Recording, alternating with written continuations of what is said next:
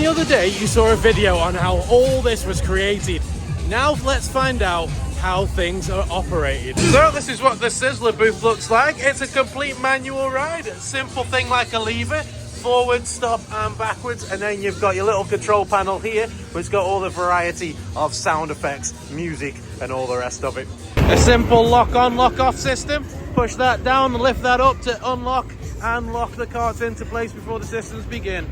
It's a very old school ride where it's just a lever that controls your speed. You move the lever forward to go forwards, you move the lever in the middle to slow down, and you pull the lever back to go backwards. And it's basically those three settings. It's a very exciting ride indeed, and I would say it's an easier one for the ride operators to operate, but certainly one that needs to have more care and attention to it, because all of the bars have to be locked down in place before you operate the ride. So you definitely have to be switched on to make sure that everything is locked in place before you pull that lever.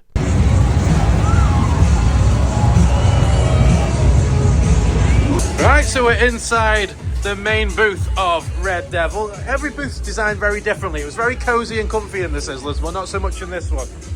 All these are lighting, and all that's for strobes and all the rest of it. At least the chairs are comfy.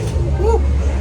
Right, as soon as he comes down, we'll be locking the restraints off, and then we'll be operating this particular ride manual, because you can operate it manually and it has preset settings as well. For the sake of this video, we're going to be operating it manually. So it's going straight into manual mode, eh? And that button on the bottom right there is to lower down the platform. These ones? Yeah. Making the cars think quicker. So that rotates the cars, yeah? And that one makes the arm go quicker. And that makes the arm go quicker. So that's speed of the arm, and that's rotation of the gondola. So that controls the rotation of the arm.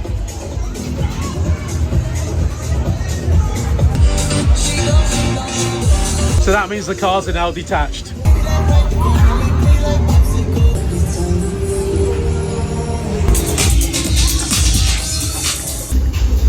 Press that starts the motor, that drops the platform.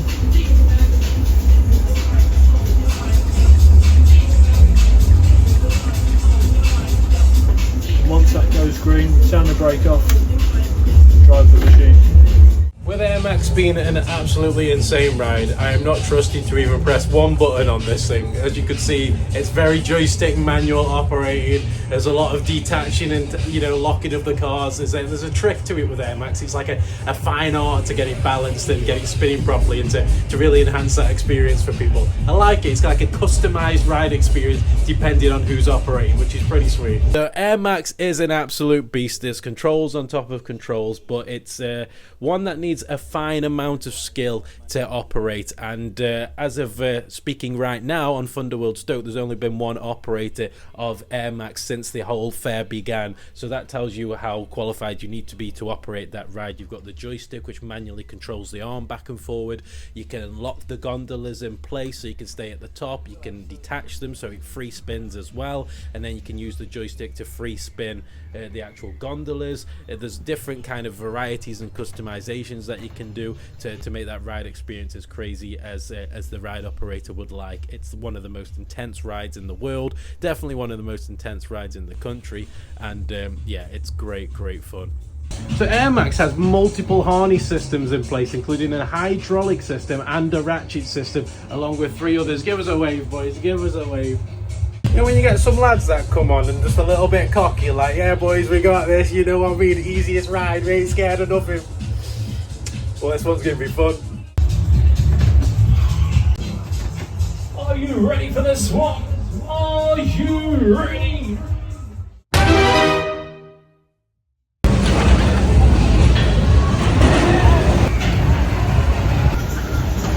Everything's all ready to go. Yeah. So all you guys are launch start. And you just obviously make sure press it, that's it. And then they'll automatically go back down to the next one ready to go. Right. What about everything else on there? You've got your emergency stop. Yeah. These are all your lights, they stay on anyway. I like how every single panel I've seen today has more lights and actual operating functions. This one's all, obviously we've got the control box over there, Yeah. but this one's more, these stay on. Obviously if there's a fault, you've got your reset. Yeah. that's for your lift, for your chain. The chain. That's your footrest, which is your kicker wheel. And then the others we don't use really, that's for your station. These are to bring them down and stuff like that. So dead simple, straightforward to operate. Like I say, the main one is the launch one, which is, And that just kicks the wheels and sends them out. Sends it out Yeah. when it's ready. Fantastic. This is the Dodgems KB.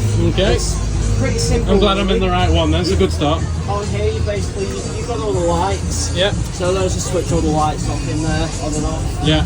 You've got the start and the stop button. You've got the emergency stop there, just in case. Yeah. You've got the timer up there to set the timer if you want to put it automatic. That's pretty much everything. And the dial on the right, is that the speed by any chance? That's the speed dial. Yeah. Keep it down so that people don't hurt themselves. I like how the fact it's already quite nippy yesterday and it's on a 3, yet it can go all the way up to 9. Yeah, we even don't higher than like that. to put it on a 9 though. It should go up to 11 like a Spinal Tap amp, it really should. And then over here we've got all the time. Yeah, I'm used to these now, yeah. Quite annoying really, but they are essential. Right, we're in the waltzers. Got a full house, straight all the way around. You got your mic system, your PA system, you got your audio system for all your sounds like in all the other rides you've seen. This panel's a little bit more complex than the others as it's variable speeds, but you still got all, like a good 50% of the panel is dedicated to lights. Their dedication to lights at a fun fair is unparalleled. Look, all these, disco, it's loads. So the first and most important thing is making sure everybody's locked into place, and then away we go. It's got 3 variable speeds, right? And that's about all I know. The variable speed 8, turn up, turn down. Let's go. The microphone's not working. I am gutted. It's not working today. Gutted. Here's a clip from the other day. If you want to go faster!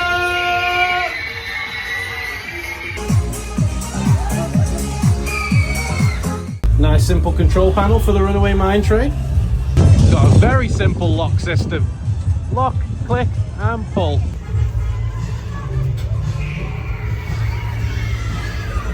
Full preset, 4 laps, straight back into the station. Away you go. I can officially say I've just operated a roller coaster. Starting out small. Look at the booth in this one! It's like a first class jet. I feel like I've just been upgraded to business class.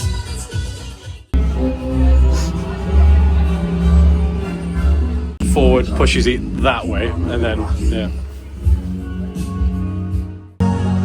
Cheers, mate, thank you. Cheers. Nice one. Cheers. Nice one, mate. Same, I'm a natural people person. I'm so antisocial. But I'm operating this now. I'm doing the ride operating, he's doing the DJing. With camera shy. So the Miami was actually a really fun and interesting experience because that joystick is pretty much the be-all and end-all. You've got a button which lowers the platform, which I'm being told to do now that everybody's strapped in and locked in. There's actual button that revolves the actual locking mechanism for everybody's seat, and it revolves it on like a little metal sort of pillar with ratchets on it, and that allows it to clip into place for everybody. There's another button obviously to raise the platform at the end to get everybody off the ride, but the majority of the movement to the ride, actually all of the movement to the ride, is controlled through the joysticks. Considering that's one of the more basic rides, I had the most fun operating that. That was ever so good. That was mint.